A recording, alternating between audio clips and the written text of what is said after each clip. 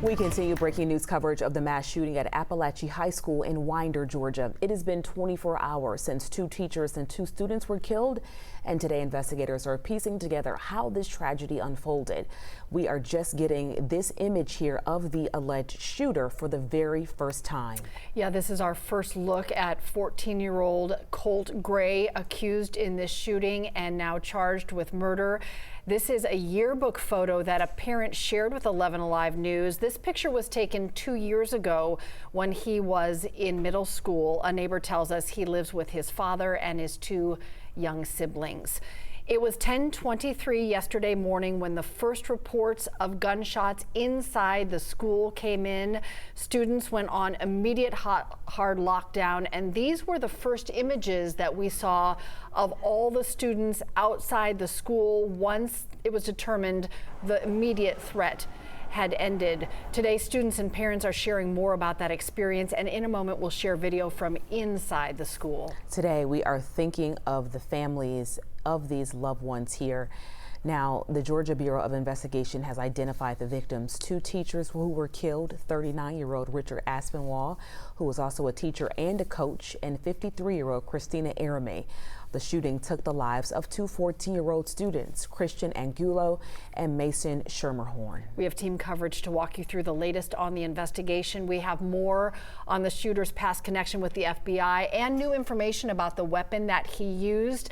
More on that in a moment. Liza Lucas starts us off, though, with more on the victims. Liza, some updates from Grady Hospital today. That's right. Grady, as well as Northeast Georgia Health System, who I just spoke with, they say they continue to help with the recovery of one of the gunshot victims at their level 1 trauma center in Gainesville.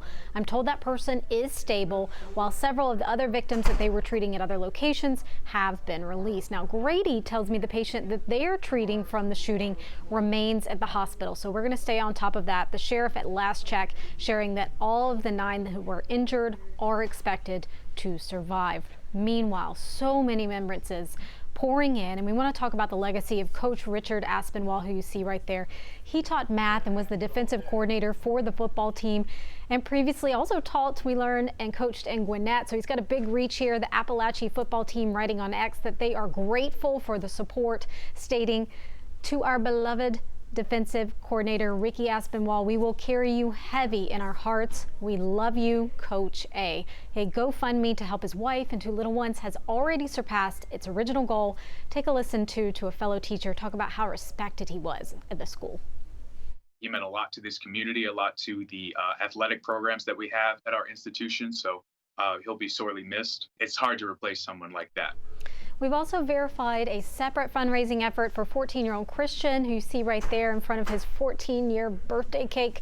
His sister writing in a GoFundMe that her brother was so loved by many. The family, she says, is truly heartbroken, adding that her brother did not deserve this. So far, nearly $40,000 has been raised for Christian's funeral. All these efforts are ongoing, and we're in the process of working to vet other fundraisers for other families, as well as efforts to help. And we'll keep you posted on that and as we monitor the recovery of those injured. Sending it back to you. Liza, thank you.